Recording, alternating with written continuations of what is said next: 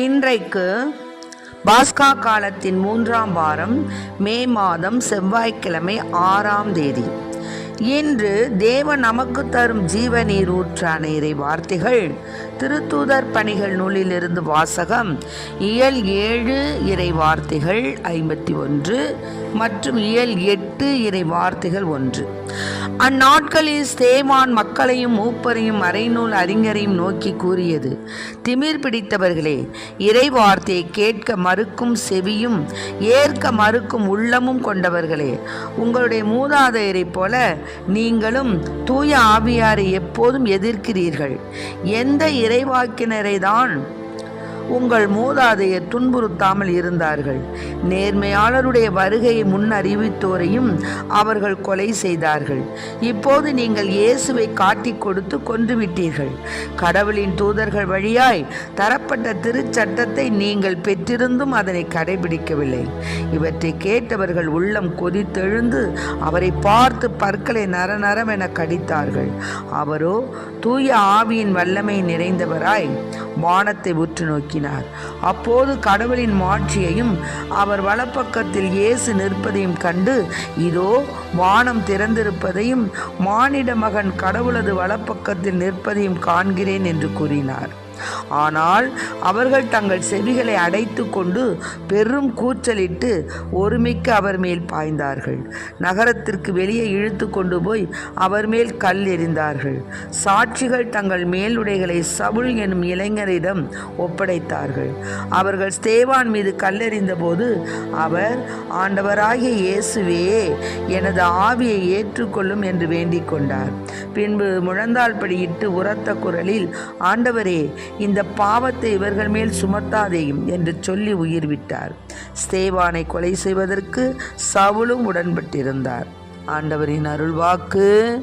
இறைவா மக்கு நன்றி. இன்று தேவன் நமக்கு தரும் ஜீவ நீர் ஊற்றான இறை வார்த்தைகளை கேட்டோம். அதாவது என்ன செஞ்சாங்கன்னு கேட்டிங்கன்னா, ஸ்தேவான் இவ்வுலக வாழ்வை விடுத்தார், முடிவில்லா வாழ்வை பெற்றார். இது எப்படி சாத்தியமானது? மனித வாழ்வு என்பது கல்லறையோடு முடிவது அல்ல, மாறாக அதையும் தாண்டி விண்ணில் இறை பிரசன்னத்தில் தொடர்வது. இந்த உறுதிப்பாடு இல்லாதவர்கள் மட்டும்தான் எப்படியும் வாழலாம் என்று நினைத்து சமரசம் செய்து கொள்கின்றனர்.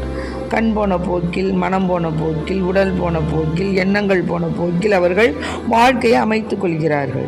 ஆனால் கல்லறையை தாண்டிய வாழ்வு பற்றி சிந்திப்பவர்கள் இப்படித்தான் வாழ வேண்டும் என்று இயேசு வழி வாழ்கின்றனர்.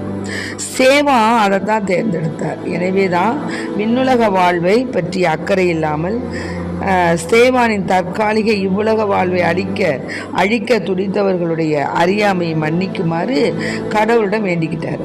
கடவுள் பாலைவனத்தில் இஸ்ரேல் மக்களுக்கு கொடுத்த மன்னா அவர்களை வாக்களிக்கப்பட்ட கானான் நாட்டிற்கு நடந்து செல்ல சக்தியை கொடுத்தது.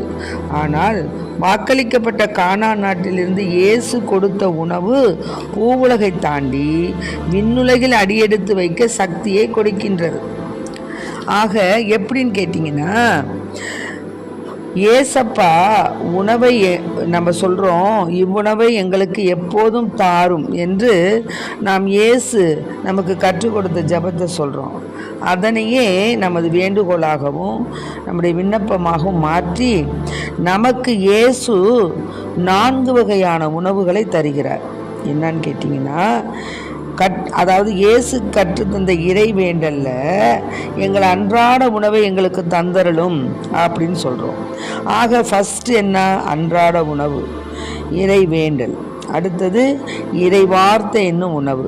அடுத்தது நற்கருணை. அடுத்தபடியாக நம்ம ஆண்டவருக்கு பணி செய்யணுங்கிற ஒரு உந்துதல், அந்த உணவு.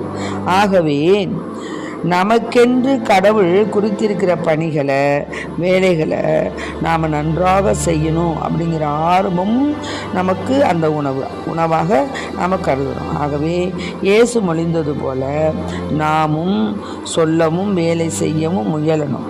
ஆக இறைமொழி, இயேசுவே இறைமொழி, நற்கருணை, இறைப்பணி இவற்றின் மீது இயேசுவே எங்களுக்கு ஆர்வத்தை தாரும் என்று சொல்லி நாம் நாடுவது எது? வாழ்வு புதைக்கப்படும் இவ்வுலக புதைப்படுவதையும் தாண்டிய விண்ணுலகம். அதை நம்ம சிந்திக்கணும்.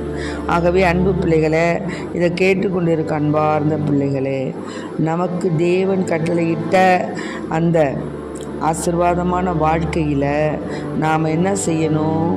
இறைவனுக்காக நாம் எந்த நேரமும் ஊழியம் செய்யவும், அவருடைய இறைவார்த்தை என்னும் உணவை உண்ணவும், நற்கருணை என்னும் அழியாத உணவை உண்ணவும், தந்தையினுடைய பணியை செய்ய ஆர்வமும் உடைய பிள்ளைகளாக வாழ முயற்சிப்போம். அதற்காக இறைவனை வேண்டுவோம். ஆமென். Praise the Lord. மரியே வாழ்க.